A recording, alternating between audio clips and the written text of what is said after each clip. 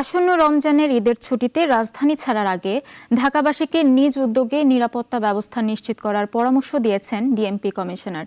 ঈদকে ঘিরে নিরাপত্তা নিশ্চিতে নাগরিকদের সচেতন থাকারও তাগিদ ডিএমপির।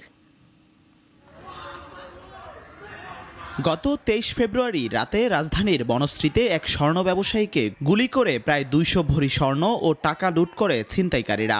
এই ঘটনার ভিডিও মুহূর্তেই ছড়িয়ে পড়ে সামাজিক যোগাযোগ মাধ্যমে। উক্ত ঘটনায় ভুক্তভোগীর স্ত্রীর করা মামলায় ৬ জনকে গ্রেপ্তার করেছে পুলিশ। উদ্ধার হয়েছে অস্ত্র, স্বর্ণ, নগদ টাকা ও মোটরসাইকেল। সংবাদ সম্মেলনে এসব তথ্য জানান ডিএমপি কমিশনার।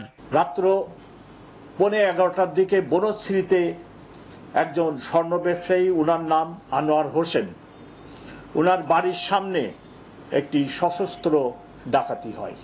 এই ঘটনায় 7 জন জড়িত ছিল, তার মধ্যে আমরা 6 জনকে গ্রেপ্তার করতে সক্ষম হই। সাথে স্বর্ণ, বিকৃত স্বর্ণের মূল্যবান 2,44,000 টাকা এবং একটি ব্যবহৃত মোটরসাইকেল, দুইটি মোটরসাইকেল ব্যবহার হয়, তার মধ্যে একটি মোটরসাইকেলও আমরা উদ্ধার করি। আসন্ন রমজানের ঈদে বাসাবাড়ি ফাঁকা রেখে বাড়ি যাওয়ার আগে নিরাপত্তা নিশ্চিত করার পরামর্শ দেন ডিএমপি কমিশনার। আপনারা যখন বাড়ি যাবেন তখন আপনার বাড়ি, ফ্ল্যাট, দোকান, ব্যবসা প্রতিষ্ঠান এটির একটি নিরাপত্তা ব্যবস্থা নিজ দায়িত্বে করে যাবেন। আমরা আপনাদের সাথে আছি। আইনশৃঙ্খলা বাহিনীর তৎপরতায় অপরাধীরা ধরা পড়লেও ঈদকে ঘিরে নিরাপত্তা নিশ্চিতে নাগরিকদেরও সচেতন থাকার তাগিদ পুলিশের। জিহাদুল ইসলাম, নাগরিক, ঢাকা।